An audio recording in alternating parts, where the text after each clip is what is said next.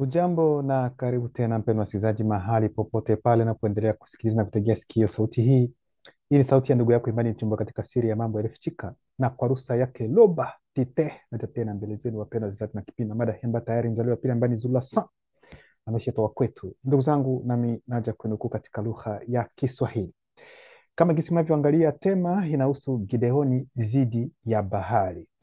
Nafikiri kwamba kwenye kipindi ambacho kimepita tuliongelea kwanza historia ya Gideoni, tukaonyesha kwamba jina lake halisi aliitwa Koma, ambaye alipewa jukumu kabisa halisi la kwenda kufanya kitu fulani ambacho ni kukomboa wale ambao ni watu waliokuwa katika shinikizo, waliokuwa katika uvamizi tukasema. Sasa alienda kuwakomboa, lakini alipewa hilo jukumu, sio kwamba alijituma yeye mwenyewe, lakini alitumwa na kaka zetu wa kiroho ili kwenda kufanya hilo jukumu na kwenda kulitimiza. Na tukaona kwelikweli, sasa ndio hapa kuko mwendelezo wa kile ambacho tulienda kuongelea kwenye kipindi ambacho kimepita kuhusiana na yeye ambaye wataita kwa jina la Gideoni.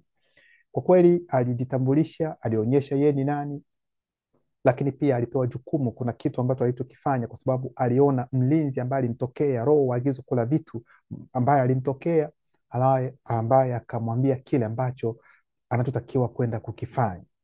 Sasa mnaelewa kwamba tuliongelea kuhusiana na wale ambao wanaoitwa Wadipa, nao pia walikuwa Weusi ambao walikuwa katika vita hivyo na hao wasioanzishwa watumbane bila. Na vita hivyo tukasema kwamba ni vita vilikuwa vya kiroho na si vita vya kimwili, kama gisi ndani ya Biblia za kisasa wanavyoweka kwamba ni vita vya kimwili.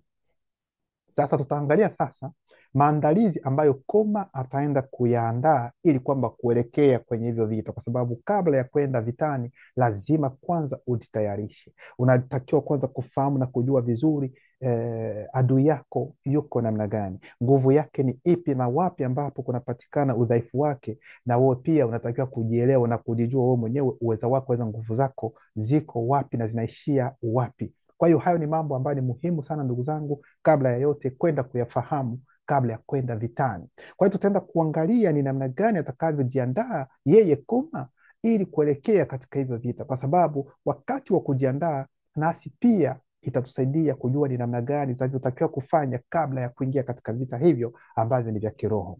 Ndio maana kama kawaida, gisi mnavyojua, mafundisho yetu huwa tunaongelea kuhusiana na vipengele mbalimbali, lakini hayo mafundisho yanatoka si sehemu nyingine, ni katika Kalata DMC, kitabu cha maajabu ambacho unaweza ukaagiza kupitia tovuti ya leseditionsdelasaint.com. Kwa hiyo ndugu zangu, tunaanza moja kwa moja katika kipengele cha kwanza ambacho kinahusu kubomoa. Yes, kubomoa ndio kipengele cha kwanza. Kabla ya kwenda vitani, kama jinsi nilivyosema, ni vema vizuri sana kufunga kwanza mlango, kwa sababu ikiwa una matatizo, aidha kuna mambo ambayo unayafanya kwanza ambayo si mazuri, ina maana kwamba huu ni mlango ambao uko wazi. Sasa huu mlango ambao uko wazi unaweza ukasababisha maafa makubwa sana unapoenda vitani, yaani moja kwa moja unaweza ukafariki, unaweza ukauawa, kwa sababu kuna mlango ambao uko wazi. Kwa hiyo ili kwamba uende katika vita vya kiroho, lazima uhakikishe kwamba hakuna chochote ambacho kipo, yaani unahakikisha kwamba kwelikweli hakuna mlango ambao uko wazi, ili kuepuka kuangamia kwako hapo baadaye. Ndio maana kipengele hicho kinaonyesha kwamba unajitayarisha kwanza, na atapewa taarifa, ataambiwa ni nini ambacho atakachokifanya, na yule ambaye atampatia hilo jukumu tutaenda kujua ni nani ambaye atamwambia kwenda kufanya kubomoa, na atabomoa kitu gani.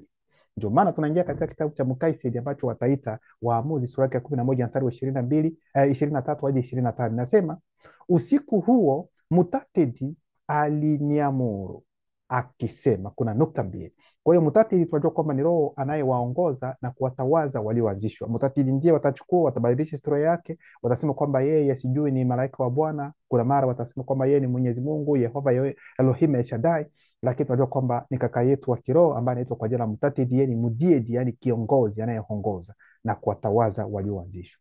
Yeye alimtokea Koma na kumwambia kile ambacho anatakiwa kwenda kukifanya, na wakati alipomtokea Koma hakumtokea kimwili, hapana, lakini alimtokea, ilikuwa ni katika kiroho. Kiroho namna gani? Yani alitokea, yani ni roho yake ndiye iliyopata taarifa hiyo, ni roho ya Koma ndiyo iliyopata taarifa kutoka kwa Mutatedi. Akamwambia, bomoa madhabahu ya nyungu ambayo ni ya kijiji na ukate nguzo takatifu iliyojengwa kando yake.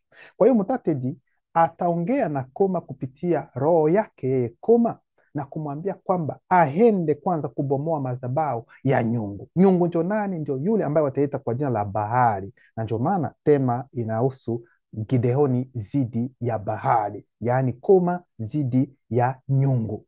Kwa hiyo ndugu zangu, ataenda kufanya hicho kitendo, lakini ili kwamba apate kwenda ni kwa sababu alipewa ruhusa. Sio kitu ambacho unaweza ukaamka tu na kwenda kufanya na wewe haujapewa hata ruhusa ya kwenda kufanya mambo kama hayo, kwa sababu tunajua kwamba nyote mnajua kwamba wakati unaposema kubomoa madhabahu, madhabahu ni nini hasa kwa wakati huu? Madhabahu mnaweza mkaona katika dini mbalimbali, ambapo pale juu ambapo wale um, wanapohubiria hawa wanaoitwa wachungaji, manabii, hiyo sehemu ambao wanainua pale, hayo ni madhabahu pia hata katika wakati huu. Lakini hapo awali ilikuwa inajengwa kwa namna nyingine, ambapo wataweka ndani hata viashiria fulani, wataweka hata picha aidha tuseme sanamu kadhaa ambazo zitawakilisha hiyo aina ya demon yenyewe ambayo ni nyungu. Sasa kwa hiyo Mutateja atamwambia kwamba ili kabla ya kwenda kwanza kupambana na Wadipa, ni vema kwanza hiyo sanamu aidha tuseme kwamba hayo madhabahu ya hiyo demon ambayo ni nyungu Bahali iondolewe kwanza, kwa sababu ni vigumu zaidi sana kwenda kupambana na adui nje, wakati unajua kwamba nyumbani kwako huyu adui pia ana mlango wake ambao uko pale. Kwa hiyo asingelifanya kwanza hivyo, hata kama angeenda kupambana naye huko, yaani ule mlango ambao uko pale ungekuwa ni vigumu zaidi sana yeye kupata ushindi. Kwa hiyo ndio maana alitakiwa kuhakikisha kwanza anabomoa kwanza zile nguvu, uweza ambao uko pale, hiyo njia, huu mlango ambao uko wazi, ili kwamba baadaye sasa aende kupambana. Sijui kama mnaelewa hili ndugu zangu, lazima mulielewe vizuri, kwa sababu yani ili kwenda katika pambano hilo la kiroho, yeye Koma ambaye ataenda zidi ya Dipa nao pia watakuwa wamejiandaa, na nyuma wanaongozwa na hizo demons ambazo ziko nyuma yao ambazo zinawaongoza. Kwa hiyo alitakiwa kuondoa kwanza huu mlango ambao ni wa kuingilia, ambayo ni madhabahu ya nyungu. Ingelikuwa ni vigumu zaidi sana, yaani asingelifanya kitu chochote. Ni kama vile wakati huu, mfano ikiwa nchi fulani iko katika vita na nchi nyingine, kitu cha kwanza ambacho wanakifanya katika nchi zao ni nini? Yaani wanafunga kwanza ubalozi wa hiyo nchi ambayo wanapambana naye, kwa sababu huu ni mlango, kwa sababu kupitia huu ubalozi ikiwa utakuwa wazi, mambo yote yanaweza kapitia hapo hapo katika ubalozi, na tena ndani ya nchi mnapata matatizo. Kwa hiyo ndio maana wanafunga ubalozi, ili kwamba kufunga kwanza mlango. Sasa kama wengine wataenda sasa kuvamia huku, wanafanya hivyo, ingawa si kulingana na ukweli, lakini hivyo ndio vitu ambavyo tunaviona na tunavisikia na tunavijua jinsi wanavyofanya kila mara. Kwa hiyo naye pia alitakiwa kwanza kubomoa kwanza kile ambacho kimo katika mji wao, ili kwamba baadaye sasa waende kupambana, kwa sababu sio kwamba labda sanamu hiyo ilikuwa na uweza, hapana, lakini ilikuwa imewekwa kwa sababu yani ni kupitia hiyo, sio kwamba labda demon iko ndani ya sanamu kwamba itapitia ndani ya sanamu, hapana, lakini ni sehemu ambapo watu walikuwa wakienda kuabudu, na hivyo uwepo huo wa hiyo demon utakuwa hapo kupitia kile ambacho wao wanachokiabudu, wanachokiamini, lakini sio kwamba labda hizo nguvu zitatoka kwenye sanamu, aweza katika sanamu ili kuja kuvamia watu, aweza kuingia ndani ya watu wale ambao wanaoabudu hiyo sanamu, hapana. Kwa hiyo unapotaka kwenda kupambana lazima kwanza wewe mwenyewe ujichunguze vizuri. Hauwezi ukaenda kupambana vita vya kiroho kusema kwamba napambana ulimwengu wa giza la kichawi, wakati wewe mwenyewe unajua kwamba bado ungali na asili yako ambayo ni mbaya, ungali unafanya mambo ambayo si kulingana na ukweli. Sasa wakati gani unaweza ukapambana na adui wakati wewe mwenyewe bado haujapambana na wewe mwenyewe? Kwa hiyo mtu wa kwanza kupambana na yeye kwako wewe mwenyewe ni wewe kwanza mwenyewe, yaani kupambana na asili yako ambayo ni mbaya, kuachana na hiyo hali, kuachana na hiyo tabia, kuachana na huo mwenendo, ili kwamba baadaye sasa upate hiyo nguvu ya kwenda kupambana dhidi ya adui, sasa adui mwingine. Kwa hiyo adui wa kwanza ni wewe kwanza, wewe mwenyewe, na adui wa pili sasa ni wale ambao wengine ambao wako nje yako wewe mwenyewe. Kwa hiyo unapodhibiti vizuri, unapokuwa vizuri ndani, kwa hiyo hata mgeni anaweza akaja, akaweza kukubomoa, kwa sababu tayari ndani hakuna mlango ambao uko wazi ambapo anaweza akapata nafasi ya kuingia. Kwa hiyo hilo ni jambo ambalo ni muhimu zaidi sana ndugu zangu, na mnatakiwa kulielewa vema zaidi sana. Sasa kwa hiyo kabla ya kwenda kukomboa wengine, unatakiwa kwanza wewe mwenyewe kwanza ujikomboe, yaani uwe umekombolewa tuseme, kwa sababu kuna watu ambao wanasema kwamba sijui Mungu amewapeleka, amewatuma kwamba waende kukomboa taifa, wakati wao wenyewe bado wangali katika vifungo hivyo vya utumwa. Sasa itakuwa ni kitu ambacho ni kigumu zaidi sana, na ambacho hakiwezi kueleweka namna gani mtu yeye mwenyewe kwanza bado yuko katika mazingira ya utumwa, lakini anahakikisha, anasema kwamba ametumwa aende kuwakomboa wengine, wakati yeye mwenyewe bado ameshikiliwa katika vifungo hivyo vya kichawi. Sasa hapo ndipo watu wajiulize, ukombozi huu ambao wanaenda kuwapatia wengine ni ukombozi wa namna gani? Maana hauwezi ukakomboa mtu ikiwa wewe mwenyewe umefungwa, haiwezekani. Lazima wewe mwenyewe kwanza uwe huru ili kwenda kuwasaidia wengine kuwakomboa, kwa sababu tayari utajua ni nini kuwa huru ili kupata kuwakomboa wengine. Kwa hiyo ndugu zangu, hayo ni mambo ambayo Koma aliyapitia. Alianza kwanza kubomoa madhabahu ya nyungu ambayo yalikuwa katika mji wao. Mimi Koma nilichagua marafiki zangu 10 kufanya kile Mutati alichoniamuru, lakini nilifanya hivyo usiku. Kwa hiyo Koma wakati alipoelezwa hivyo, naye pia akatumia busara, akaangalia kati ya marafiki zake, akachukua watu 10, marafiki 10, akaenda nao usiku ili kuhakikisha kwamba wanabomoa hayo madhabahu ya huyo nyungu ambaye ni Bahali. Sasa walifanya hivyo usiku kwa sababu hata Mutati mwenyewe pia wakati alipomtokea na kumwambia hivyo, alipoongea na roho yake, ni kwa sababu ilikuwa ni katika kipindi hicho cha usiku.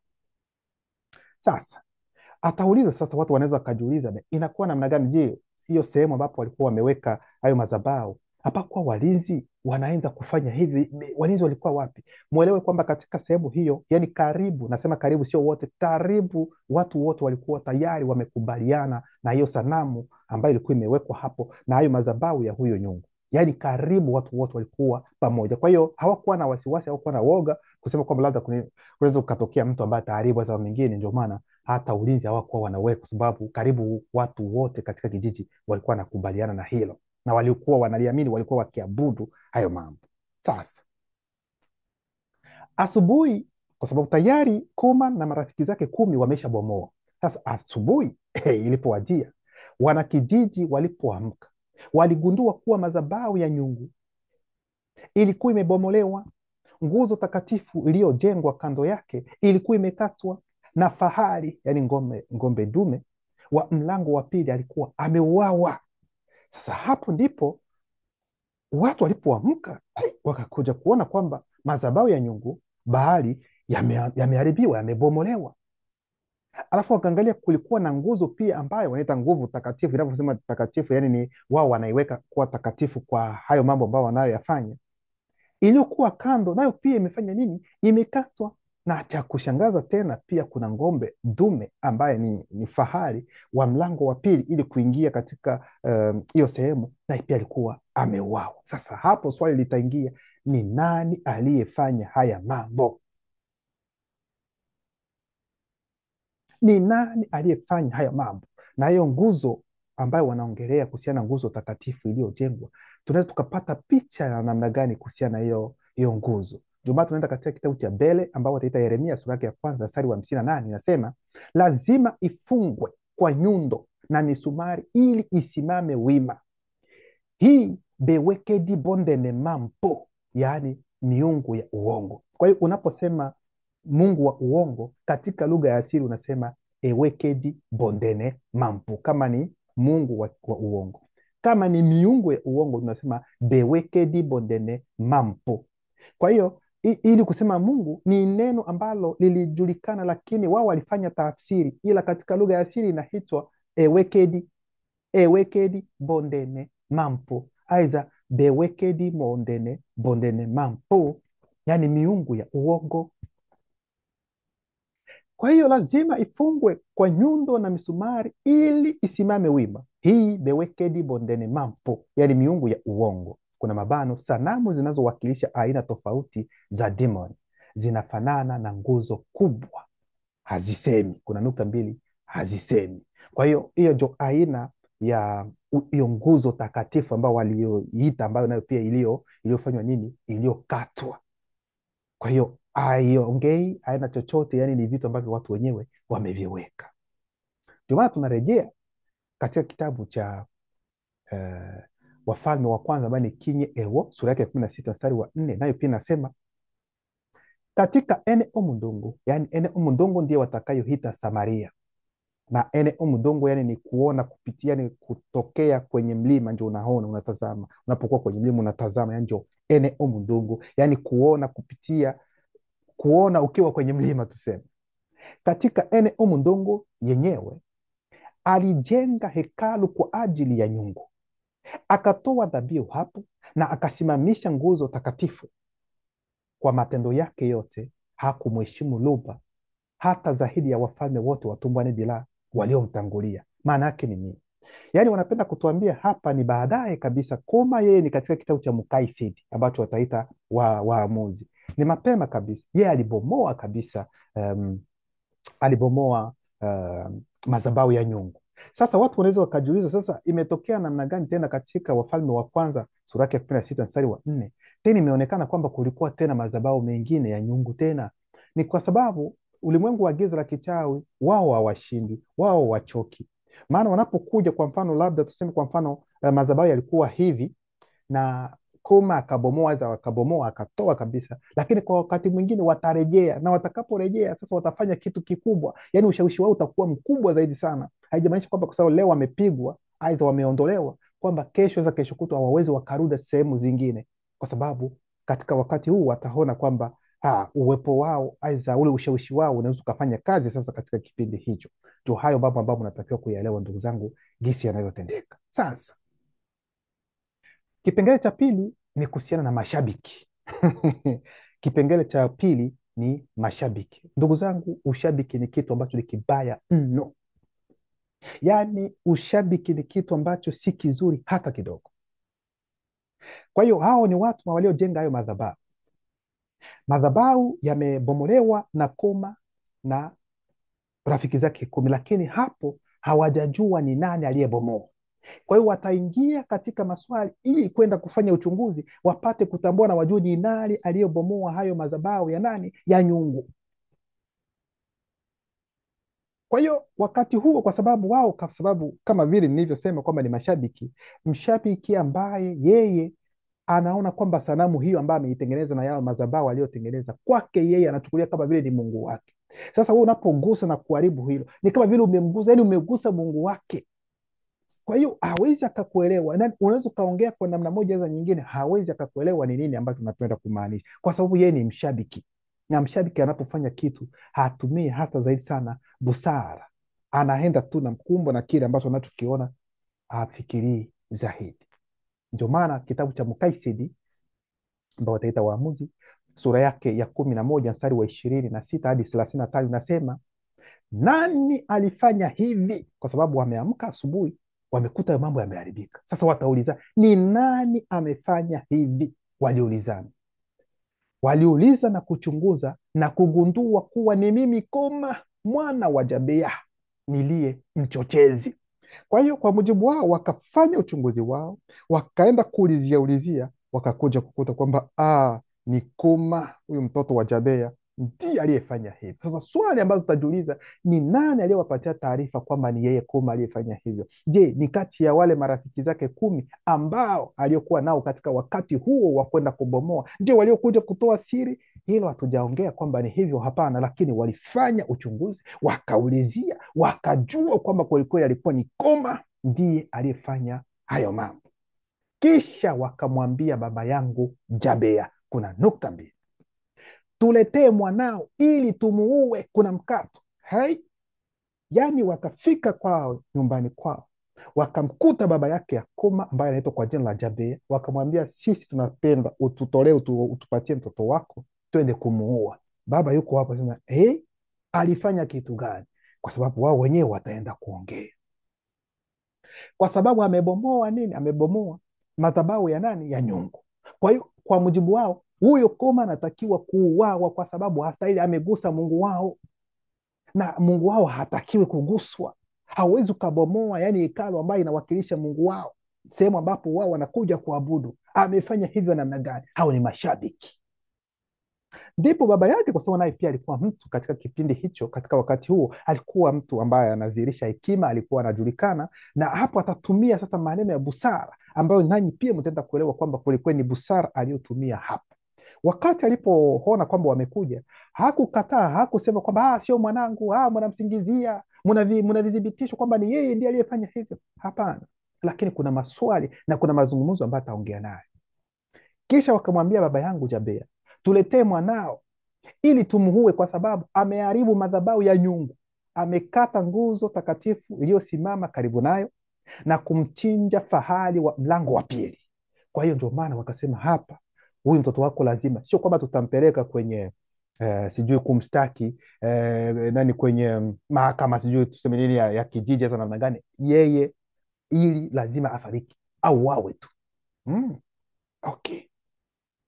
Ndipo baba yake ataongea, kwa sababu hawezi akaacha hivyo tu kuona kwamba mtoto wake labda waende kumuua hivi hivi na yeye asiongee chochote. Ndipo Jabea akawajibu wote waliokuwa wakimpinga.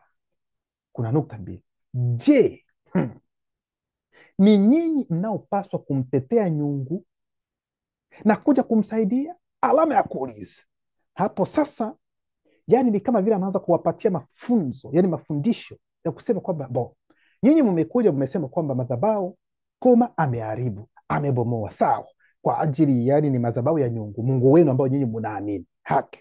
Hapa ataingia ni kama vile anaingia ndani ya vichwa vyao, ingawa ni taswira tu, anaingia ndani ya vichwa vyao ili kwenda kuwapatia mafunzo lingine ambalo ni la ajabu. Sasa akawauliza, ikiwa huyu mwanangu yeye amebomoa hayo madhabahu ya nyungu ambayo ni mungu wenu nyinyi mnaamini kwamba ana nguvu, ana uweza, ana sijui ana mamlaka, kila kitu. Sasa je, ni nyinyi ambao mnapaswa kumtetea huyu nyungu na kuja kumsaidia? Kwa sababu nyote mnajua kwamba ikiwa nyinyi mnasema kwamba yeye ana nguvu, mumuache yeye mwenyewe atende.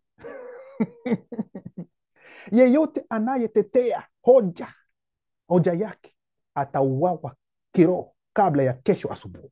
Kwa hiyo akawapatia maneno ya kusema kwamba yeyote yule ambaye atakuja kwa ajili ya kumtetea nyungu huyo, na nyinyi mnasema kwamba ana nguvu, ana uweza, ajue kwamba huyo mtu yani asubuhi hata haijafika atafariki kiroho.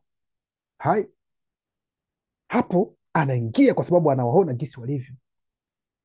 Ndio maana akaendelea kusema, ikiwa nyungu ni eweke dibondene, yani ikiwa nyungu ni mungu aidha uungu,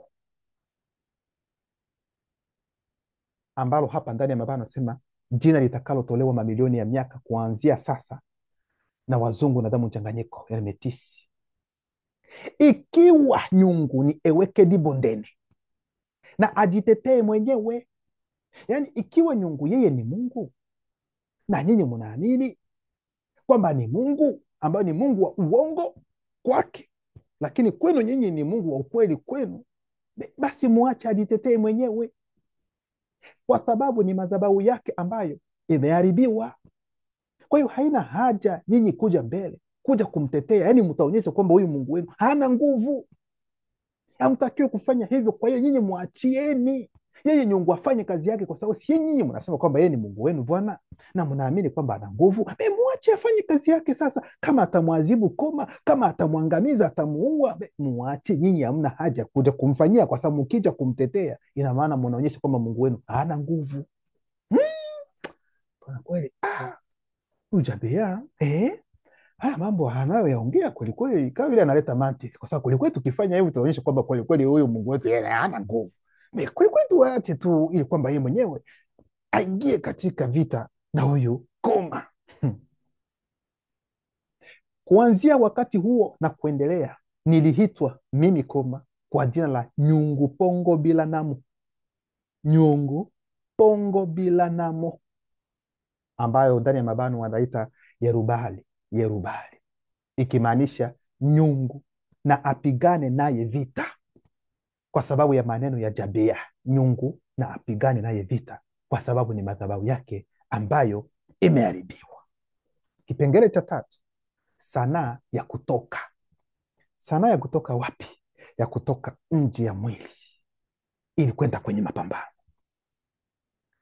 Wadipa, waja na wahamaji, kuna mabano damu mchanganyiko wa jangwani, wakiwa wamezama katika ulimwengu wa uchawi, walitoka nje ya miili yao ya kimwili wakiambatana na demoni nyingi, wakakusanyika pamoja, wakavuka Siba ambao wataita Yorodani, na kukaa katika uwanda wa Ingele, yani Yezreeli. Kwa hiyo hao ndio watu ambao walikuwa katika mapambano, katika vita na hao watumwa Bila. Kwa hiyo Wadipa, Waja na hao wengine Wahamaji, yaani walitoka nje ya miili yao kwa namna ya kichawi, kwa sababu walikuwa wamebobea, walikuwa wamezama katika mambo ya kichawi, ndipo wakatoka nje ya miili yao katika lengo la kwenda kuwavamia wale watumbwani bila wasioanzishwa. Lakini Mudi anayeongea hapa ni Koma, yani roho wa Loba, alinishika mimi Koma, kisha nikapiga tarumbeta takatifu, kuna mabano, chini ya mtazamo wa kutoboa wa moja kati ya roho zinazojulikana kwa jina la Misebalonge, yani tarumbeta hai, ili kuwahita wanaume wa ukoo wa Pongo Bwame wanifuate. Kwa hiyo wakati huo Koma alipotambua kwamba kwelikweli wameshatoka nje ya miili yao katika lengo ya kuja kuwavamia, na hapo hapo Mudimu Sangi Waloba Tite alimshika Koma na akachukua tarumbeta ambayo ni tarumbeta takatifu akapiga. Lakini wakati anapopiga hiyo tarumbeta, hapo kuna roho anayesimamia aliye hapo kwa ajili ya, yani anayeitwa Msebalonge, yani tarumbeta hai, tarumbeta takatifu, kwa sababu walio wengi hawajui. Wanaposoma ndani ya Biblia katika kitabu cha Ufunuo kwamba malaika atapiga tarumbeta po po po po, wao wanafikiri kwamba ni tarumbeta. Tarumbeta katika ulimwengu wa kiroho ni roho waagizo kula vitu, ambao unaweza ukasema malaika. Tarumbeta yenyewe sio chombo ambacho utakuta wanachora malaika zao wana tarumbeta kama za hapa duniani ambao wanapiga po po po. No, hamwelewi mambo ya kiroho, hamwelewi mambo ya kiroho. Na katika hali inayoonekana kuna mnyama ambaye katika hali inayoonekana anawakilisha pia, anaweza akawakilisha kama vile tarumbeta, na nyinyi mnamuona huyo mnyama. Neno likiruhusu katika kipindi ambacho kitafuata, labda tunaweza tukaongelea haya. Kwa hiyo lakini Mudi Waloba alinishika mimi Koma, kisha nikapiga tarumbeta takatifu, kuna mabano, chini ya mtazamo wa kutoboa wa moja kati ya roho zinazojulikana kwa jina la Misebalonge, yani tarumbeta hai, ili kuwahita wanaume wa ukoo wa Pongo Bwame wanifuate. Nilituma wajumbe kote katika eneo la Dimbea kuwahita wanaume wa kabila hilo wanifuate pia. Pia nilituma wajumbe kwa makabila ya Munyenge, Ndabo na Ngumu, ambao watu wao walikuja kujiunga nami. Mimi Koma nilimwita Mutatiti Loba na kumwambia kuna nukta mbili. Mutatiti, ninajua kwamba utanitumia kuwaokoa, kuwakomboa kumrazi wasioanzishwa kutoka tumbwani bila. Kwa hiyo akaomba, akamwita kaka yake wa kiroho ambaye ni Mutatidi kwamba najua kwamba utanitumia mimi, niko tayari Mutatidi, nitumie ili niende kukomboa ndugu zangu ambao wako katika mateso, ndugu zangu ambao wanakandamizwa na ulimwengu wa giza la kichawi, ambao hawana amani, ambao wanaishi katika maisha ya wasiwasi, woga. Kwa hiyo nitume Mutatidi, nisaidie, niko tayari kwa ajili ya kwenda kuwakomboa ndugu zangu ambao wako katika hali ambayo ya maficho, ya woga, ya kutishwa. Alafu anaendelea kusema, lakini nakuomba Mutatidi, nianzishe katika sanaa ya kutoka. Kwa hiyo kwa sababu mimi wakati anapoongea hapa, yeye Koma alikuwa bado asiyeanzishwa, aliyeneemiwa. Yaani kuna sayansi, kuna siri zingine ambazo za watu ambao wameanzishwa, yeye alikuwa bado hajazijua. Alikuwa bado hajui namna gani ya kutoka nje ya mwili wake na kwenda kupambana vita vya kiroho. Kwa hiyo akaomba Mutatidi wakati huo kwamba, na kuomba Mutatidi, unianzishe, unifunze katika sanaa ya kutoka nje ya mwili wangu na mapigano ya kiroho, kwa kunifunulia siri zilizosaulika, kwa sababu kuna siri ambazo zilisaulika katika wakati wa kwenda kupambana vita vya kiroho. Babu zetu waliotembea kulingana ukweli wa neno la Loba, mapatriaki na mamatriaki, walikuwa na uweza, walikuwa wanajua hizo siri za namna gani ya kufanya ili kutoka nje ya mihili na nini cha kufanya, na hayo mapambano yalikuwa yakifanyika namna gani, wao walikuwa wanazijua. Kwa hiyo naye pia alijua hilo, alitambua. Ndio maana akaomba Mutatidi amwanzishe katika hayo mambo yote. Usiku huo Mutatidi alikubali ombi langu. Ina maana kwamba wakati alipoomba hapo msaada, akaomba moja kwa moja, Mutatidi akakubali hilo. Anaposema anakubali hilo, maana yake ni nini? kwa sababu wakati huu ambapo anaomba, yaani yeye Koma alikuwa asiyeanzishwa aliyeneemiwa, kama mimi ambaye naongea na nyinyi hapa, ndugu zangu, mimi ni asiyeanzishwa niliyeneemiwa. Ndivyo alivyokuwa Koma. Lakini cha kushangaza, yani kulipokucha tu moja kwa moja akawa mtu ambaye ameanzishwa. Yani Koma yeye ni siku moja tu akatoka katika hali ya asiyeanzishwa aliyeneemiwa akawa mtu aliyeanzishwa. Ndio maana kitabu cha Mukaisedi, yani Waamuzi sura yake ya 12 mstari wa kwanza hadi nani nasema hivi: asubuhi na mapema mimi Koma nikiwa nimeanzishwa, yani alikuwa tayari mtu ambaye ameanzishwa, niliondoka na wanajeshi wangu na tukaenda kupiga kambi karibu na chemchemi ya Tongabongo ambao wataita Arodi. Kambi ya Dipa ilikuwa kaskazini zaidi kwenye uwanda kando ya kilima cha Okwamba. Ndio maana kitabu cha Mukaisedi sura yake ya 12 mstari wa 2 hadi 8 ndio nimesema Mutatedi aliniambia. Kwa hiyo akawa, kwa sababu tuliona kwamba alipiga tarumbeta akakusanya watu wake wakaja pamoja na yeye, sasa ndipo wataenda vitani. Lakini Mutatedi aliniambia, vikosi vyako ni vingi sana kwangu kuwapa ushindi wa kiroho dhidi ya Dipa. Hai. Kwa hiyo Mutatedi akasema, no, watu wako ni wengi sana, hatuna haja ya hao wote ili kupata ushindi wa kiroho dhidi ya Dipa. Kwa hiyo punguza. Utapunguza namna gani? Kwa sababu yeye atapunguza namna gani? Ndio maana kitabu cha Biala ambao utaita Kumbukumbu la Torati sura yake ya 6 mstari wa 4 inasema Mutatedi atawapa ushindi juu ya adui zenu. Huu ushindi ni wa kiroho, sio vita ambavyo ndani ya Biblia za kisasa watu wanaenda kuuana tu kimwili, wanatoa, wanaangamiza, damu inatoka. No, haya ni mambo ambayo ni ya kiroho. Sasa atafanya namna gani? Kwa sababu Mutatedi amemwambia kwanza watu wake ni wengi sana. No, yaani hana haja ya watu wengi ili kwenda kukomboa taifa, hapana. Kwa hivyo akamwambia, utawatangazia wanajeshi wako hivi: wale wote wanaotetemeka kwa hofu na waondoke kutoka mlima Embame na warudi nyumbani. Hivyo ndivyo alivyosema. Watu 22,000 kati yao walirudi na 10,000 wakabaki. Kwa hiyo 10,000 ndio waliobaki, yaani 22,000 wote wakaondoka kwa sababu walikuwa na woga, kukabaki 10,000. Ina maana kwa ujumla walikuwa 32,000. Lakini Mutatedi akaniambia vikosi bado ni vingi sana, yaani hata hiyo 10,000 ambayo imebaki bado ni wengi. Kwa hiyo kuna kitu kingine mimi nitakusaidia, waache washuke hadi ukingoni mwa kijito, nami nitawapanga huko kwa ajili yako. Nitakuambia ni nani aende nawe na ni nani asiende. Kwa hiyo kwa sababu yeye Koma bado hajajua zaidi mambo yote, kwa hiyo Mutatedi atamsaidia ili ajue kati yao 10,000 ni wangapi tena ambao anatakiwa kuna nao katika hivyo vita vya kiroho.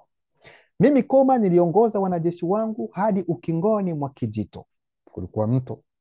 Kisha Mutatedi akaniambia tena, wale wanaokunywa maji kwa mikono yao, kuna mabano, yani tahadhari, kuna mkato, utawatenganisha na wale wanaopiga magoti, kuna mabano, kutokuwa na tahadhari, tunafunga mabano, kunywa.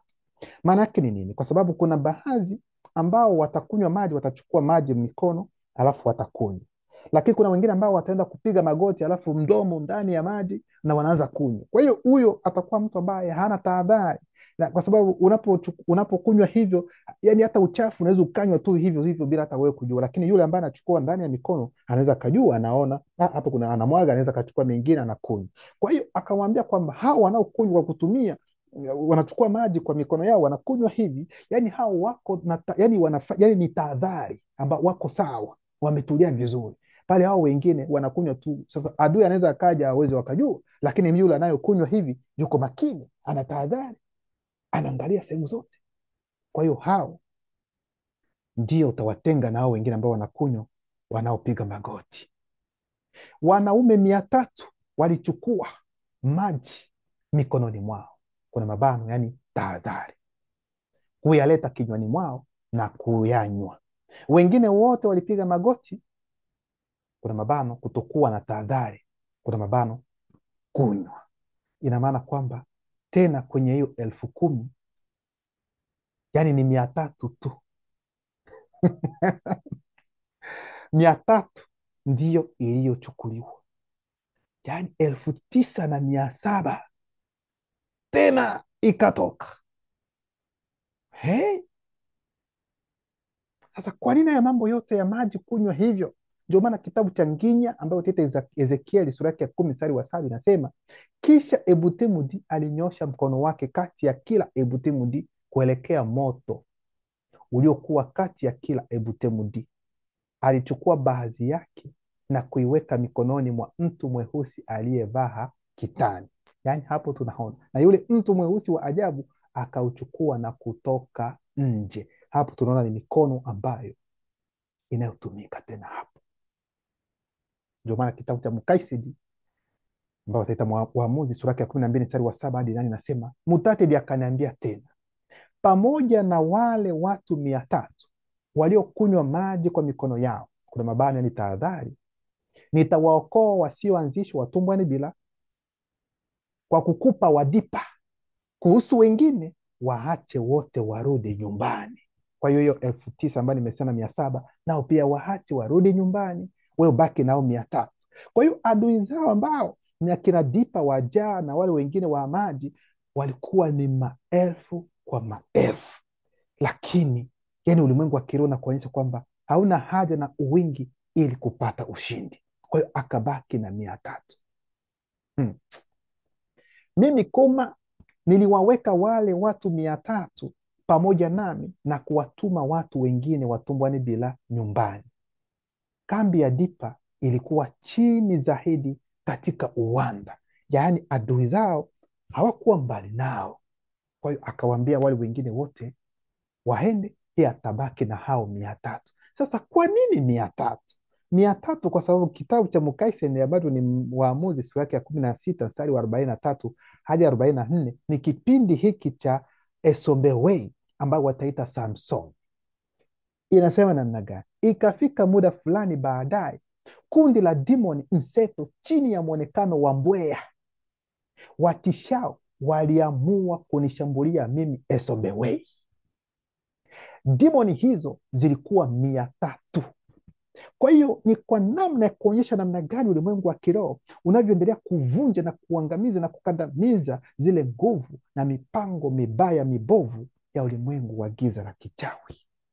Hicho ni kitu ambacho kitendeka katika kipindi cha Esombewei ambao wataita Samson, kwamba alichukua mbweha akawashika kwa mkono nini akawafunga hivyo na hii historia tumeshaitolea, video zipo pale.